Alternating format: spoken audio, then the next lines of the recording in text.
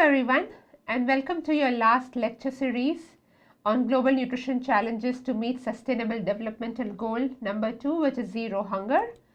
And in your last lecture series, we'll be looking at the impact of conflict on food insecurity.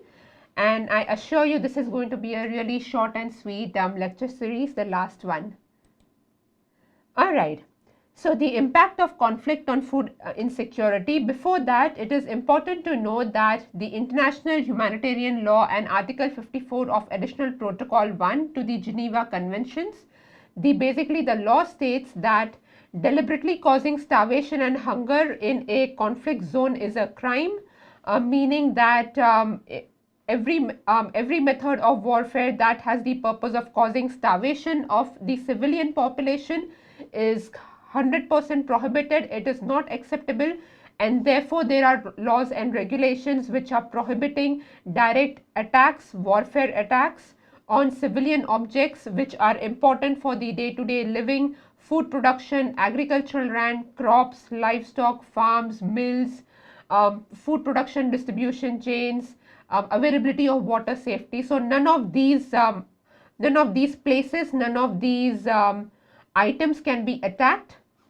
Similarly, other objects which are indispensable for survival of the civilian population, they also should not be attacked, such as places which are providing you medication, healthcare, such as your hospitals, clothing, schools, bedding, means of shelters, and other essential needs which are important for the survival of the civilian population.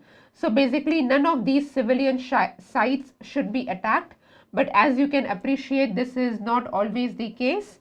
The United Nations summarizes the relationship between hunger and war in a very crisp and in a very strong manner in this video, which I would like to share with you. So just bear with me while I play this video for you.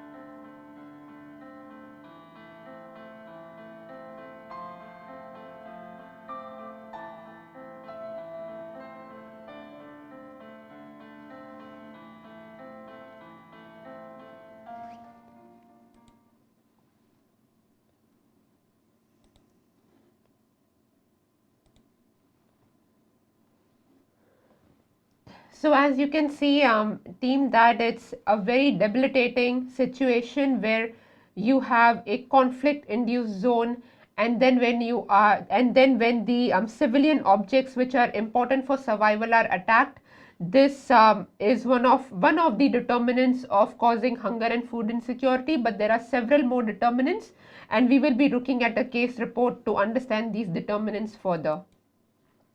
The case report which I have taken is of Yemen, because Yemen is one of the places which have been gravely hit by a conflict induced zone. The war is going on in Yemen since it's closer to a decade now. It's going to be 8 years that the war in Yemen has been going on. So yes, it was a country which was hit really badly by food insecurity because of the conflict, and then over and above came COVID, which made the situation worst, where data shows that approximately 20.1 million people, Yemenis individuals, which is approximately 66% of the total population of Yemen, they are facing hunger and food insecurity. Around 2 million children and 1 million women, they need assistance for malnutrition, who are experiencing malnutrition, and more than half of the population, which is approximately 55% of the population, they are badly hit because of COVID associated outcomes in terms of morbidity and mortality. Before the pandemic, 80 to 90% of the food in Yemen was all imported.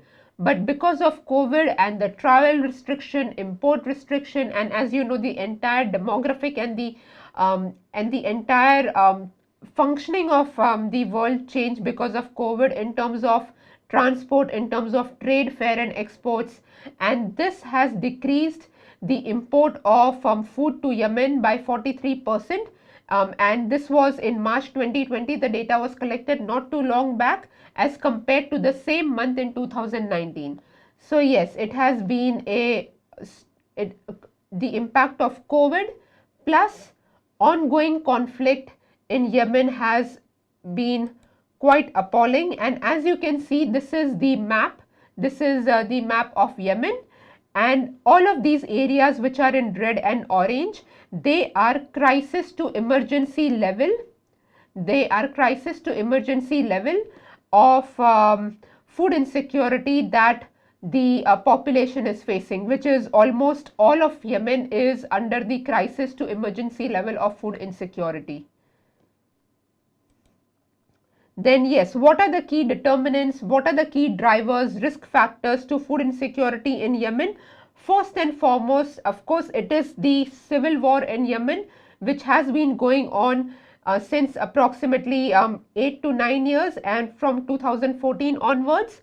And yes, the conflict is the principal driver because as you can appreciate, yes, there are humanitarian laws which says that civilian objects which are needed for food, survival, clothing, shelter should not be attacked, but those laws unfortunately are not followed, and we have more recent examples of the same where these laws are not followed, where civilian objects of sustenance should not be attacked by the Ukraine and Russia example, and we'll be looking at that example as well.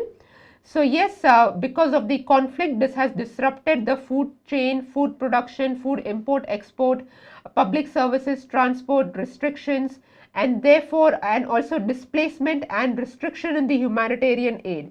What do I mean by restriction in the humanitarian aid?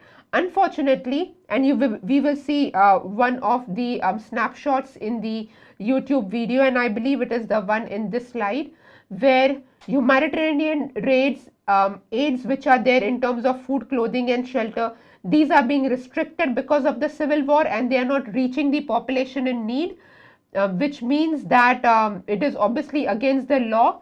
But yes, when you have such strong political corruption going on, this is stopping the aid from reaching the people in need. Alright, and that is what we will be seeing in this short video as well. So yes, the key driver of food insecurity in Yemen has definitely been the civil war. Second is definitely the economic inflation that Yemen has seen. Obviously, inflation was high because of a conflict-induced zone, as you have seen that the imports have also gone down, which have incredibly gone down more because of the COVID situation as well. So yes, what is the currency, Yemen currency standing at? So Yemen local currency is usually inflated. It is losing an average of 19% of its value against the US dollar, and this was only in the first half of 2020. It is reported that about 20% of Yemenis could not afford sufficient potable drinking water for their families. So this is the shock of inflation in Yemen because of the conflict-induced zone and because of COVID.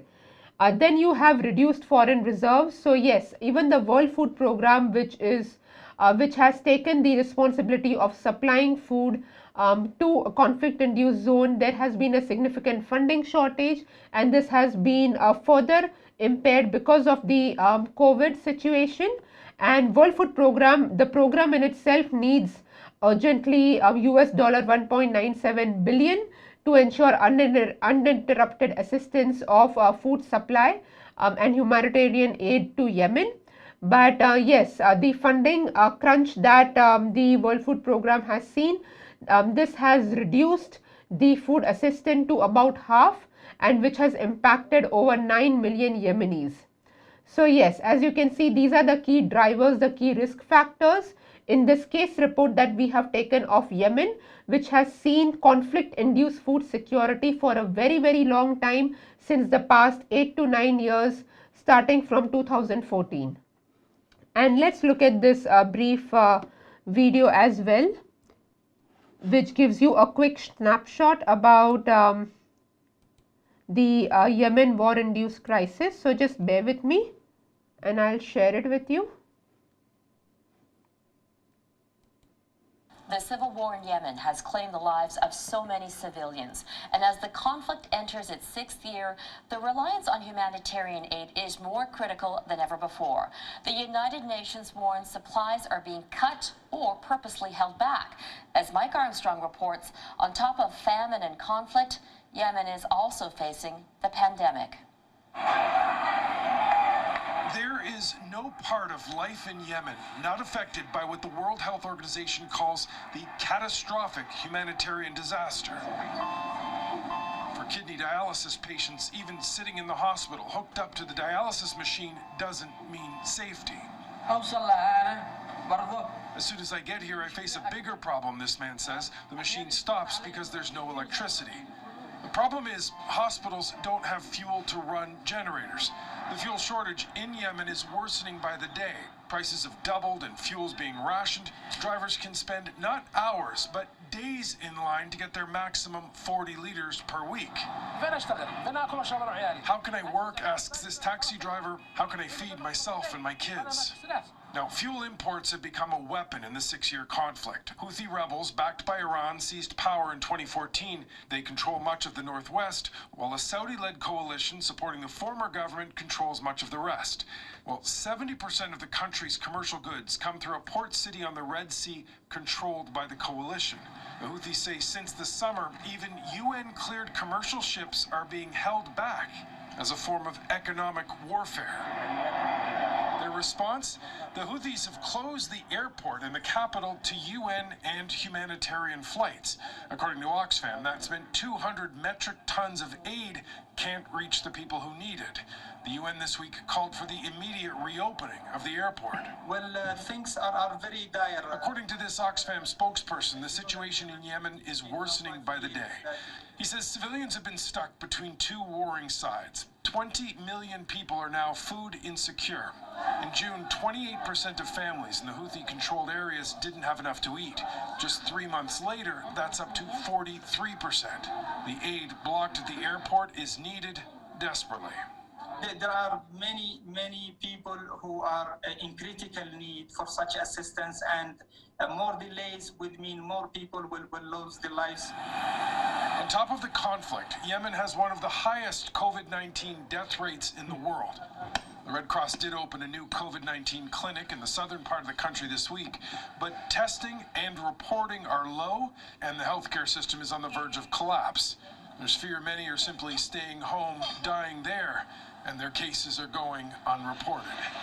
Mike Armstrong, Global News.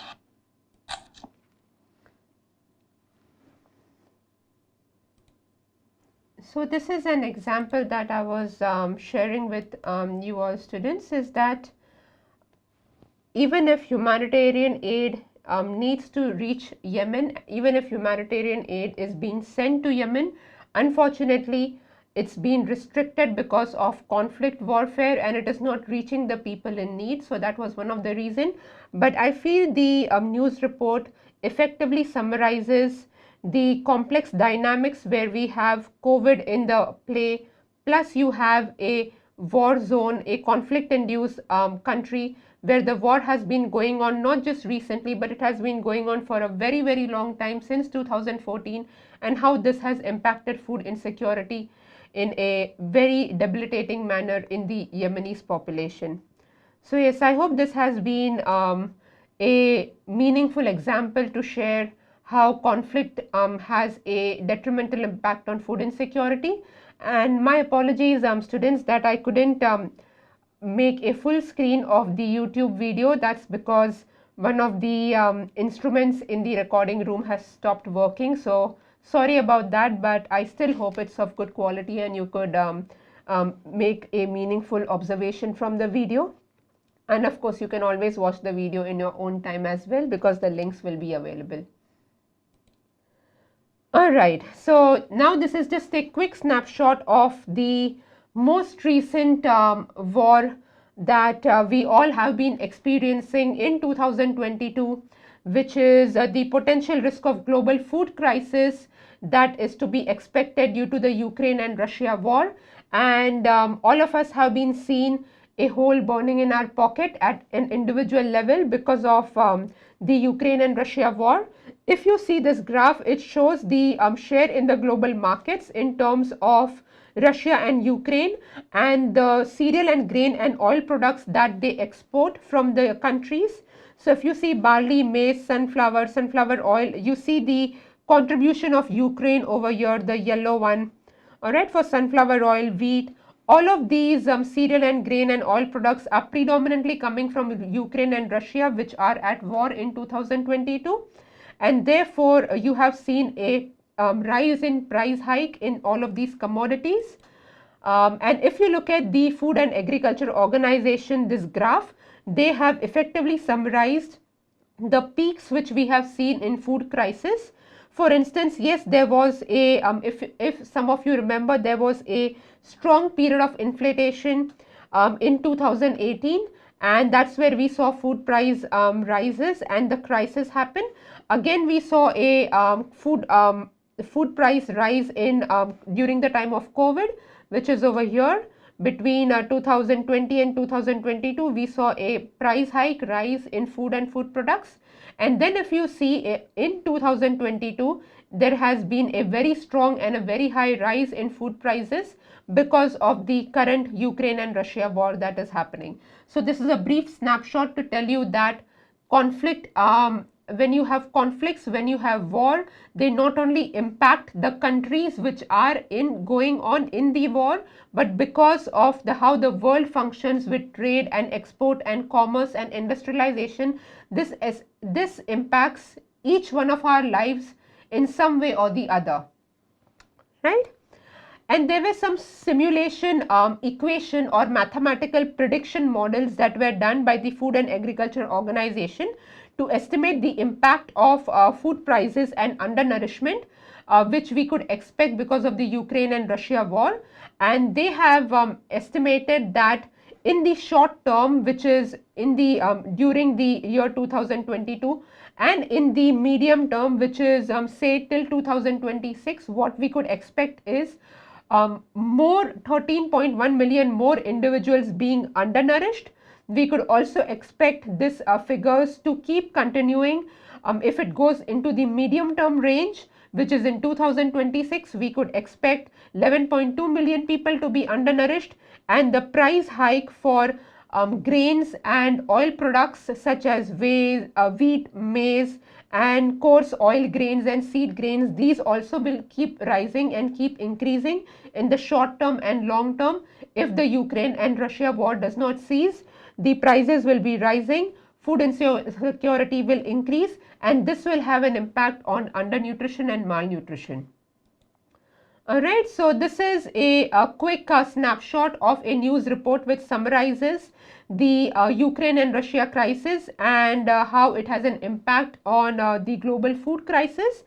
And this is a video that you can watch in your own time, which takes one single item, which is pasta, and how the prices have been increased for a very simple dish, which is pasta, because of the war and because of the Ukraine and Russia crisis that is happening at the moment. So let's have a look at this YouTube video over here. I'll just play it for you. An invasion of Ukraine could be having a critical effect on the world's food supply. Fox's Kevin Cork has the latest on how the conflict may impact the harvest and shipment of grain across the globe and when a potential food crisis could begin. The war between Russia and Ukraine could have dire consequences on a global scale, threatening food supplies across multiple continents, including Europe, Asia, and Africa. Together, Ukraine and Russia supply roughly 1/3 of the world's wheat and barley, with Ukraine being the 5th largest exporter of wheat in the world. This is not happening in a vacuum. But the ongoing conflict is preventing farmers from tending fields and stopping ports from shipping these vital necessities, with additional Western sanctions possibly halting Russian grain exports as well. About 30% of wheat, 20% of maize, corn, and about 80% of sunflower oil comes from these two countries. Even though global wheat supplies have not yet been affected, Heads at the International Grains Council say a lengthy war could result in a wheat shortage come July, with countries like Lebanon, Egypt, and Indonesia, who rely on lower-priced Ukrainian wheat to feed their poor populations, especially hurt. From the beginning of the war, we talked with the economy minister, the prime minister, the central bank governor, to find a new mechanism to expedite the process of finding alternatives to imports from countries such as Romania, Serbia, Hungary, and Bulgaria. And to make matters worse, the war is also driving up the cost of grain over fears of a possible future shortage, putting the once affordable wheat supplies even further out of reach for those who need it most. In Washington, I'm Kevin Cork. So students, over here I feel the key point is for us to understand and appreciate that wheat is a staple for predominantly a lot of cultures across the world as term of the dietary need, and we have always thought of wheat, cereal and grains as the cheaper commodities compared to say something like protein rich food or animal foods. And now because of the Ukraine and Russia war, the most basic staple food, the commodity, is the prices we have seen are increasing, and it is expected that in the short term and in the long term they may increase even further. So this is going to have a very serious detrimental impact and consequence on food insecurity globally and in the figures of malnutrition. So you can now understand and appreciate that with this context and in this scenario, you are the best person to answer. Do you think that we will be able to meet our sustainable developmental goals and global nutrition target even with the extension of 2030? So that is something for you to ponder on and reflect. But yes, this was a brief snapshot from me regarding the impact of conflict on food insecurity, and I hope this has been helpful. Here are the additional references. Thank you for your time.